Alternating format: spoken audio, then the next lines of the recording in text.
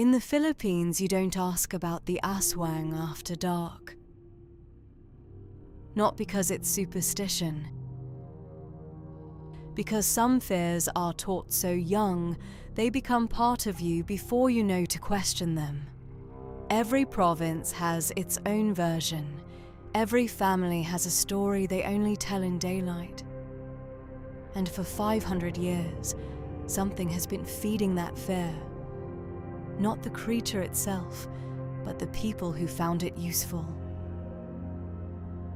This is the story of the Aswang, and it is not just a ghost story. The Philippines is an archipelago of over 7,000 islands. Before the Spanish arrived in 1565, its people held a cosmology teeming with spirits, ancient, complex, neither purely evil nor purely good. Among them lived a creature the Visayan people called the Aswang. In its oldest form, the Aswang was not one thing. It was a category, a shape that fear takes when it has no other name. A neighbor who seemed wrong, a sound at the edge of the forest that had no source, something that moved through the world wearing a familiar face. By day, it looked human, a woman usually, quiet, polite, living at the edge of the village. By night, something else entirely. The signs were small and terrible, a dog that refused to sleep, oil that bubbled when she passed, a long thin tongue that could reach through the gaps in a bamboo floor. She fed on the sick, on the unborn, on the ones the village could least afford to lose. Different islands gave her different faces. In some provinces she could fly, her upper body separating from her legs at the waist, trailing viscera through the dark sky. In others she was a creature of the forest, silent, patient, indistinguishable from shadow until it was too late. But in all her forms, she lived among the people. That was the horror that no other monster quite captured. Not a thing from outside the village, a thing already inside it. Then the Spanish came. The colonization of the Philippines was not only military, it was theological. The Catholic Church understood, as it had understood in every territory it entered, that the fastest way to control a population was not to destroy its fears. It was to redirect them. The indigenous spiritual traditions of the Philippines were complex and deeply rooted. Babaylan, shamanic healers, most often women, held enormous social authority. They were the ones the community turned to in illness, in crisis, in the moments between life and death. The church could not simply erase them. So it did something more efficient. It made them monsters.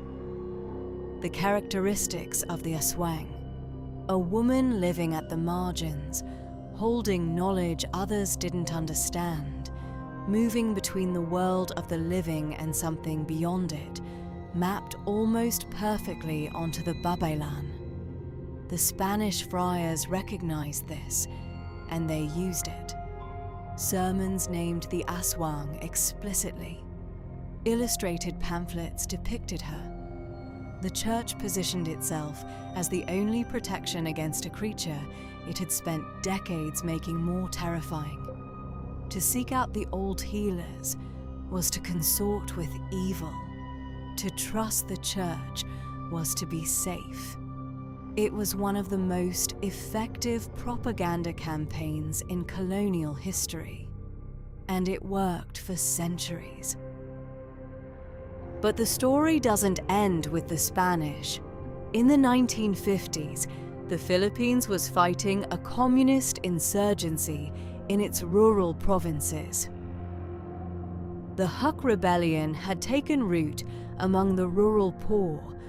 The same communities where Aswang belief ran deepest.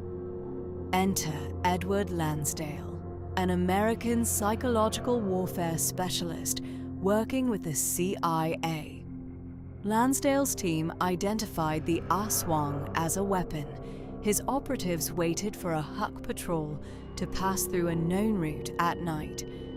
They ambushed one soldier, killed him quietly, and punctured his neck in the manner of an Aswang attack. They drained the body of blood. They left it on the path where the patrol would find it at dawn. The effect was immediate.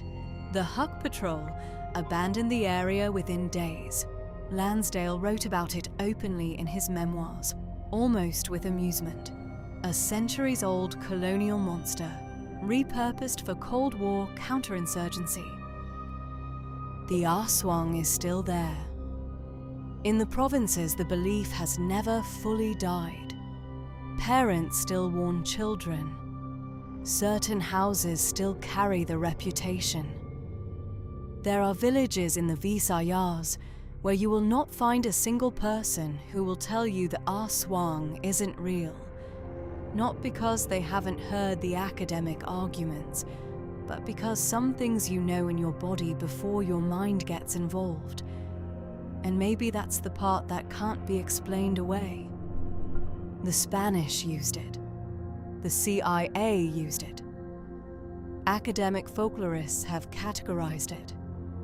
And still it persists. In the dark, at the edge of the village, in the sound a dog makes at 3 a.m, in the feeling that something outside the window is not the wind. 500 years of being weaponized hasn't made the Aswang less frightening. It may have made it more. Some fears survive everything thrown at them. Not because they're superstition, because they're pointing at something real. Something that lived in the dark long before anyone thought to give it a name or a use. The Aswang was never just a monster. It was a mirror. And depending on who was holding it, a priest, a soldier, a mother warning her child, you saw something different every time. What you saw said more about you than about the dark. The Aswang, still unnamed, still waiting. Gravetide Studios.